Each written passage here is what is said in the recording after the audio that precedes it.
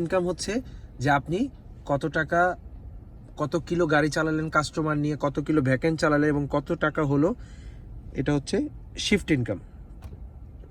বুঝতে পারছেন তো? আর এটা হচ্ছে out of vehicle. Out of ভেহিকেলটা আপনার জরুরি, সেটা হচ্ছে যখন আপনি গাড়ি থেকে কোথাও বা পানি খাওয়ার জন্য অথবা নামাজের বিরতির জন্য যে কোনো জায়গায় যেতে চান, তখন আপনাকে must be out of vehicle দিতে হবে। এখন আমার আউট অফ ভেহিকেল হবে না, কারণ আমার গাড়িতে একটা মেসেজ আছে অলরেডি।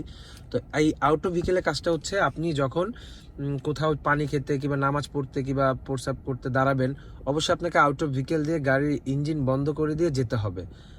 তা না হলে আপনার মেসেজ আসলে অথবা ডিভাইসে কোনো মেসেজ আসলে আপনার সেটা অফলাইন হয়ে যাবে, সেটা আর হবে না। ডিভাইসের জন্য বেশি প্রবলেম, ডিভাইস না থাকলে সমস্যা নেই।